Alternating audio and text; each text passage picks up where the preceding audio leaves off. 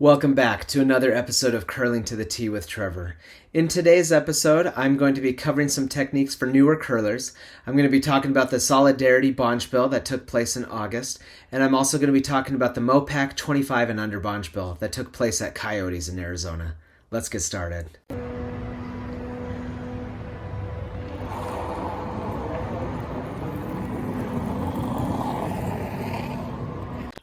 One thing that I've observed, especially in my league, is that newer curlers, as they're getting ready to throw their stone, will slide down the center line thinking that they have to then throw the stone in the direction of their target destination in order to make their shot.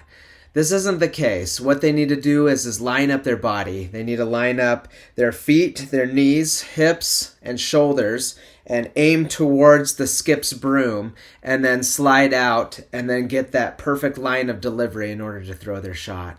I highly recommend watching Jamie Sinclair's tip number 13 video on how to line up. Another thing that I've noticed newer curlers do is holding the stone to the side of their shoe or to the side of their body. What you want to do is you want to hold the stone right out in front of you. That way that you are lining up your shot and throwing it as straight as you can. When sweeping, you don't want to do these short, fast sweeping motions that don't cover the full length of the rock to get further distance out of the rock. What you want is you want some more controlled sweeping that covers the length of the rock, and you want to put some more pressure onto your broom. There's a lot of training material that Jamie Sinclair has provided on her YouTube channel. I highly recommend you go and check out her videos. In my previous episode, I talked about how the Ukrainian curlers were here in Utah. Well, in August of 2022, there was a Solidarity Bonspiel that took place up in Ogden, Utah. Basically where a lot of teams could sign up and come and compete and even play against some of the men's and women's Ukrainian curling teams, which was a lot of fun. I ended up on a team that got put together, and we didn't do as well as we were hoping because of the different conditions and some of the stones weren't working out quite as well as they should have. I was able to learn some Ukrainian through Duolingo, and I saw my friend Yaroslava again, and it was fun being able to practice some Ukrainian with her and be able to communicate with her. During the Bonspiel, there was a banquet dinner on one of the nights where we got to try real Ukrainian food, and I stepped out of my comfort zone and sat down with the Ukrainian Olympic curling teams and got to eat some delicious food and dessert with them and try out some of my broken Ukrainian. While I was there, I also got to meet Irina Barron and her husband Michael, who were very kind.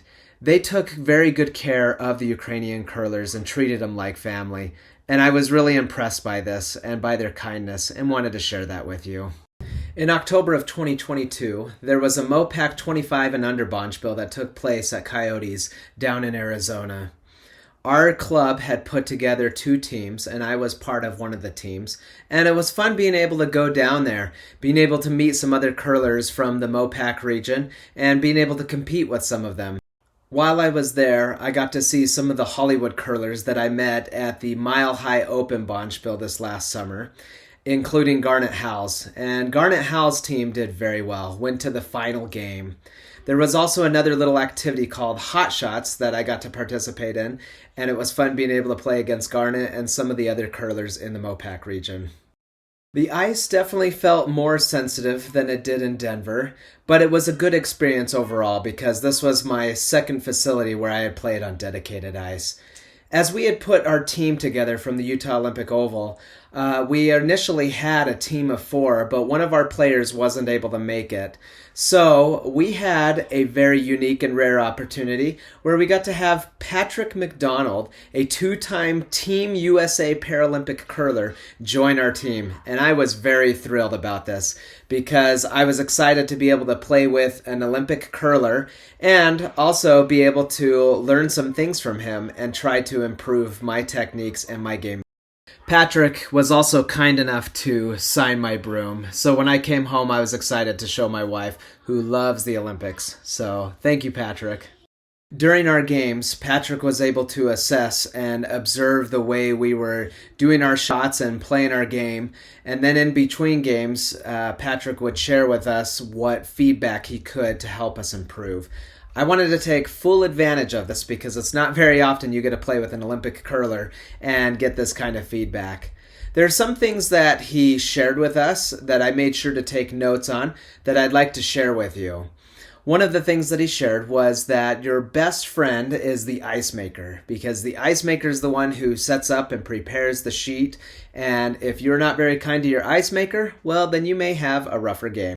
I notice professional curlers will stop and watch their stone after their delivery. One of the things that I do in my curling is after I've thrown my stone is I'll stand up and follow it down the sheet of ice, seeing where it will end up, and also informing and instructing our sweepers when to sweep my stone. I found out from Patrick that this is a big pet peeve of his, and he told me to not follow the stone down the sheet of ice. He said, instead, you want to wait until the stone is about 5 feet in front of you, and then you want to stop and watch the line of sight. You want to see where the stone will end up, how much it's curling by, and see where it starts to break on the ice, and that it would improve my curling a lot. Another tip Patrick shared with us was before doing your pre-shot setup, you need to see what the skip is calling for the shot and then do your pre-shot setup. There was a lot of times during our games where we would kind of do our pre-shot setup and we would miss the call of what the shot was or what the weight was, and then Patrick would have to go and show us again. And he said, get the shot first, and then you can start to do the pre-shot setup. And then that way you can let it sink in your mind and let you think about it before you make the shot, which will help you improve. Another thing that happened quite frequently down in Phoenix with the ice being a little more sensitive is the pinching of the stone. So normally I've got my normal delivery set up. I know how much to rotate the stone by when I'm releasing my stone. And for some reason, as I was releasing it down in Phoenix, as I would add the rotation to the stone, it would also sometimes pinch the stone, meaning my line was looking pretty good, and then I would just pinch it off just a little bit. And then I was either inside or outside, most of the time a little more inside as I was rotating the stone.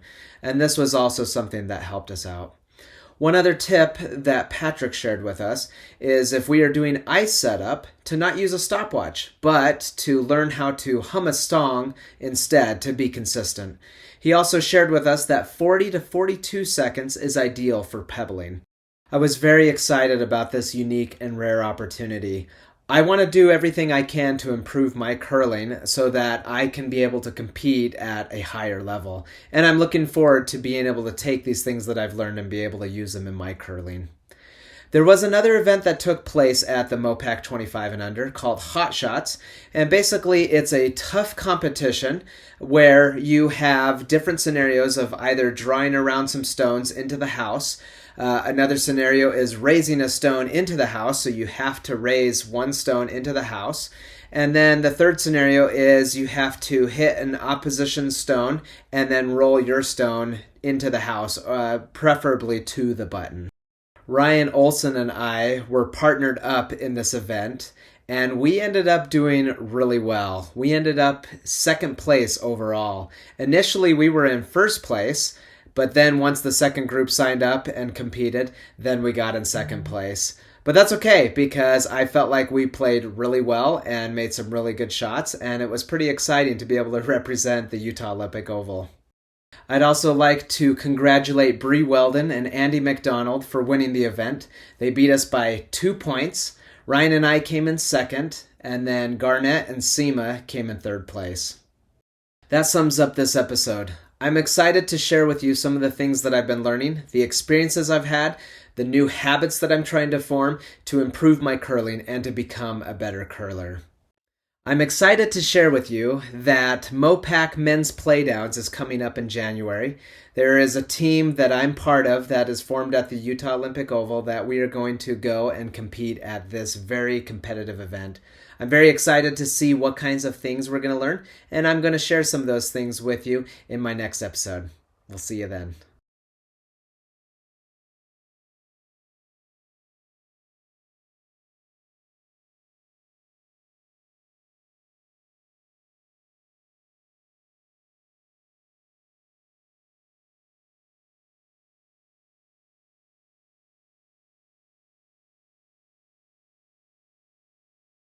Okay, this is Steve. Steve is part of our curling group. Steve, what would you say you've learned so far this year in curling? I would say the biggest thing I've learned is speed. Getting the speed of the rock down, so not going too far into the back of the house and not leaving it too short. So making sure if it's a guard, it's the perfect speed. Okay. And not throwing it in the back. Great. What is something that you think you can improve on in this current season? Line. Throwing line. Making sure I'm right on with the skip's broom. So when I release that stone, making sure it's directly in place. Okay. One last question. What is a fun fact that you've learned about curling? It's a physical sport.